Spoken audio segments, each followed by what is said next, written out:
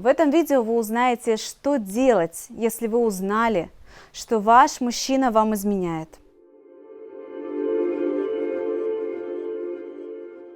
Самое первое, что нужно сделать, это остановиться во всем.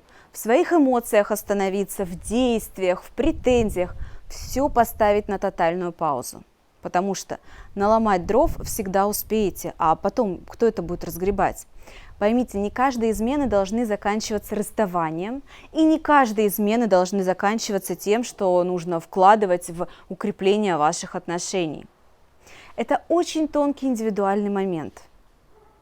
Но всегда, абсолютно в каждом случае, это должно приводить к тому, что женщина, которая изменяет, останавливается и осознает, а какой опыт я должна из этого получить, а что я делала не так, почему в моей жизни оказался сейчас мужчина, который изменяет.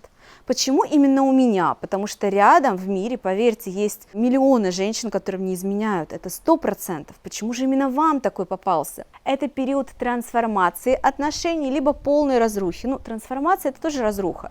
Любое изменение – это трансформация. Соответственно, ставите все на паузу.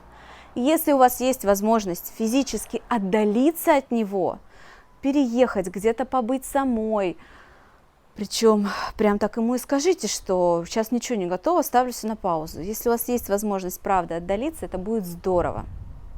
Это самое лучшее, что может быть. Но не у всех есть такая возможность. Поэтому поставьте хотя бы мысленно на паузу и поживите несколько дней, продолжая существовать физически, как вы существовали ранее, сохраняя бытовуху, не подпуская, может быть, как-то телесно его к себе, потому что это неприятно. Но не спешите делать выводы, не спешите выдавать ваши эмоции потоком. Остановитесь, замрите. И все это время думайте, о чем этот урок, почему в наших отношениях так случилось, и какой вывод я должна из этого сделать, чему научиться, о чем этот урок. Чаще всего, почему происходят измены? Это если любви изначально и не было, если на первом этапе отношений, на романтическом, у меня есть замечательное видео, где я описываю этапы отношений, на самом деле никакой химии, влюбленности-то и не было, либо если с одной стадии отношений эти отношения не перешли на следующую закономерно, в общем, где-то что-то провалилось, мостик где-то треснул и что-то провалилось, не дошло до куда нужно, в целости и сохранности, чувства не развивались дальше, как должны развиваться по идее, по нарастанию, остановились где-то в прошлом, а время идет вперед, и вы продолжали по наитию оба делать вид, что у вас отношения и все в порядке. К этому стоит вернуться, понаблюдать. Дальше. А может быть, ваш мужчина изначально бабник, который еще знакомясь с вами, на следующий день шел вам изменял, а вы просто не знали об этом.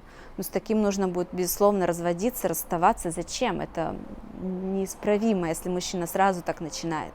А может быть, ваши отношения достаточно зрелые, взрослые, все хорошо, но просто вы делаете какие-то, грубейшие ошибки в отношениях. Например, идеализируете вашего ребенка, тонете в нем, отдаете просто всю ему любовь, вот боготворите ваше дитя, а муж где-то бесхозный, ничейный, незалюбленный, неухоженный, ему внимание это вообще перепадает 1 копейка из того, что должно быть.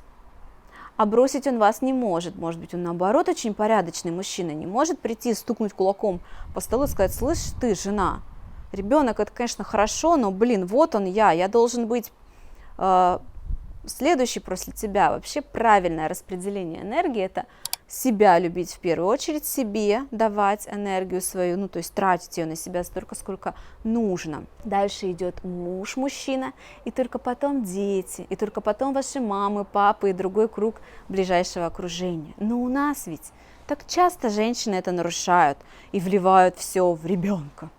И дети в этих случаях очень сильно страдают. У них бывают и проблемы с развитием, проблемы в коммуникации с детьми, проблема с самооценкой и куча проблем, когда мама вливает всю энергию в ребенка, больше, чем нужно.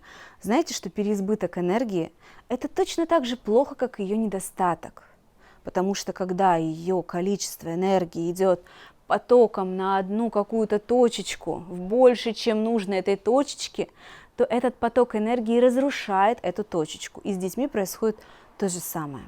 Итого, итог этого видео. Если узнали, пауза, замерли, ничего не творите, ничего не делаете, мозг никому не пилите, это самое бесполезное, что может быть. Останавливайтесь, анализируйте, отвечайте на вопросы, которые я ранее озвучила в видео, и принимайте решения дальше. Будете сохранять этот корабль?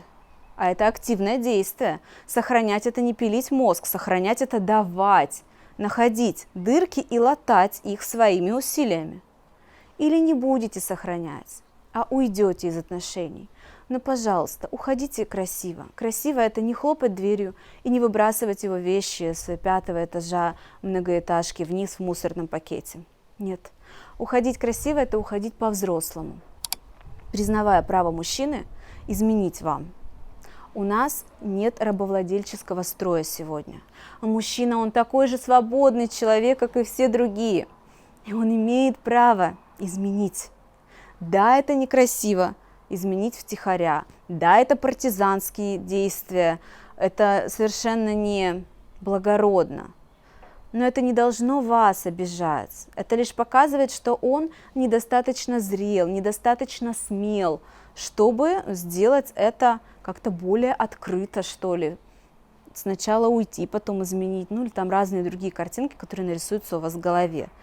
Тем не менее, его право быть свободным, оно остается неизменным.